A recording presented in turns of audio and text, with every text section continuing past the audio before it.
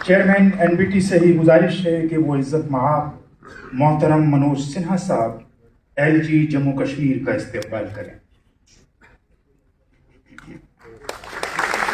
जोरदार तालियां अपने हर्दिल अजीज एलजी के लिए।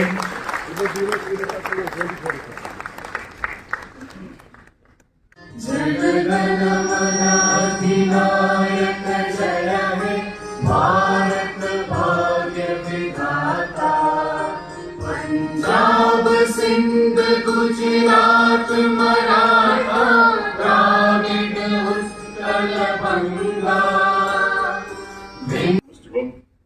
मैं समझता हूँ कि इसका एक माकूल प्लेटफॉर्म हो सकता है जिसके माध्यम से जम्मू कश्मीर के नौजवानों को हम बता सकेंगे कि हमारे राष्ट्र के साहित्य जगत का दायरा ये सीमित नहीं था, ये बहुत बड़ा था।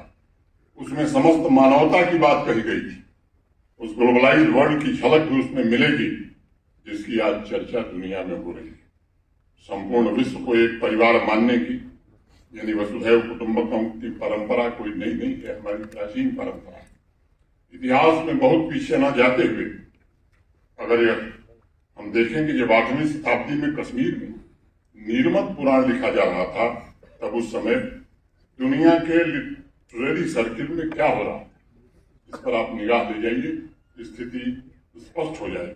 और जब शिल्प शास्त्र की रचना यहाँ हुई थी तब समकालीन विश्व में कौन सा प्रसिद्ध ग्रंथ लिखा गया था। पूरा इतिहास खंगाल डालिए, टटोल लीजिए, आपको कुछ भी विशेष मिलने वाला नहीं। 11वीं शताब्दी में जब कल्हण राज तरंगिणी लिख रहे थे और नन्नया आदि कवि तेलुगु में महाभारत का ट्रांसलेशन कर रहे थे, उस समय विश्व के अन्य भागों के साथ वेस्टर्न वर्ल्ड में उनके समकालीन कोई ऐसी महत्वपूर्ण रचना आपको नहीं मिलेगी। ये सच है कि हम हमेशा अतीत की उपलब्धियों की चर्चा करके आत्मसंतुष्ट हो जाते हैं, लेकिन इससे हमें आत्मसंतुष्ट होने की जरूरत नहीं। हमें अपने उज्जवल वर्तमान और इससे भी उज्जवल भविष्य निर्मित करने के लिए कमर कस करके संकल्प लेने की आवश्यकता है। आज भारत के माननीय प्रधानमंत्री जी के नेतृत्व में देश एक साथ इकोनॉमिक रिनेसां, कल्चरल रिनेसां और साइंटिफिक रिनेसां तीनों दिशा में तेज गति से आगे बढ़ रहा है। आज जरूरत है एक बार फिर से आध्यात्मिक, सांस्कृतिक, सामाजिक, भावनात्मक एकता को हम मजबूत बनाएं और यह पवित्र कार्य राइटर्स और थिंकर्स के सहयोग के बिना नहीं हो सकता है। चिनार बुक फेस्टिवल में उपस्थित बहुत से साथियों शायद कथा सरित सागर जरूर पढ़ा होगा या उसके बारे में कुछ तो कुछ जानना होगा। जम्मू कश्मीर के प्रखंड विद्वान पंडित सोमदेव ने सन 1063 से 1081 1061 to 1081 के बीच उसकी रचना की थी।